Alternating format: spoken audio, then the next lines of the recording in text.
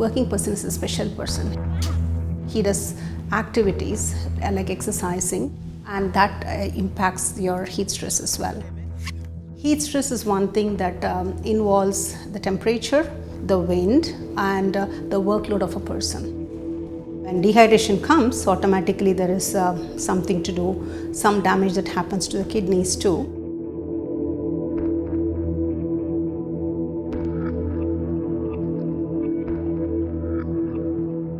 Working on this for 10 years, and if you see the figures of the prevalence of how many people are sick of kidney disease, it's outrageous.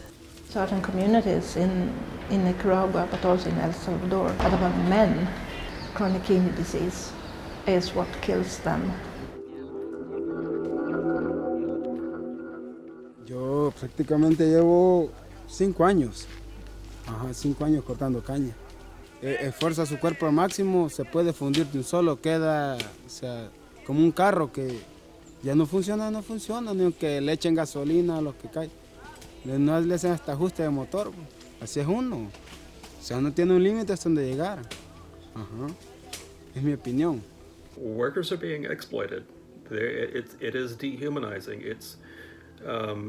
They are treated simply as expendable pieces of the production process. But people working in agriculture, people working in construction, who are under the hot blazing sun throughout the day, and they have targets that they have to deliver. So they have to continue working.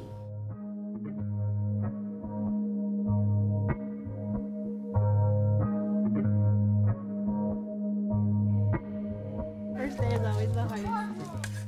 They have a continuous water supply. They take regular rests in the shade of the canopies, and they refill their water supply with fresh water. So all of this intervention is to lighten the load of these guys who are trying to win. If you have research, it has to be founded in problems in the real world. It's equally important to bring the results from research out to the real world. Last year, we did see that the intervention stabilized the decrease in kidney function. It's not easy to have private sector opening up like happened here with the mill. Well, we have to get the whole industry on board in doing the right thing and allowing to evaluate what the impact of the improvements. This has to be extended and made more sustainable. This is not done.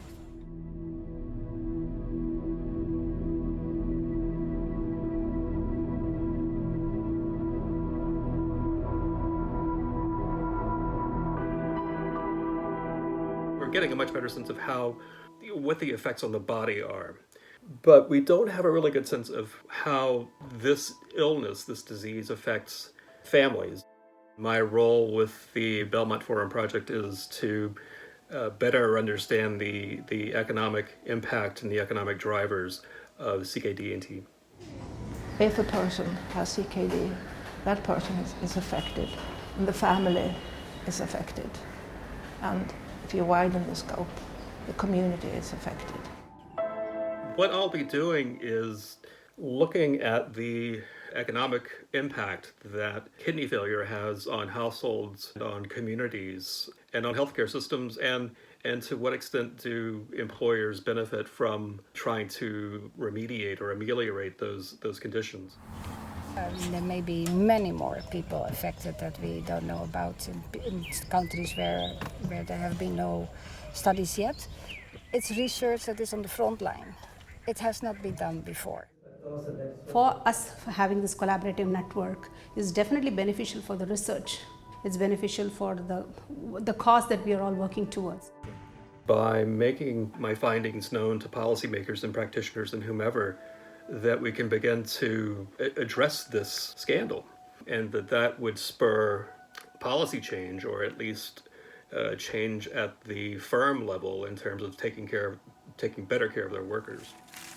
Para que nosotros sigamos adelante y viendo que la vida no solamente, es matar, sino que es, saberse controlar su cuerpo también.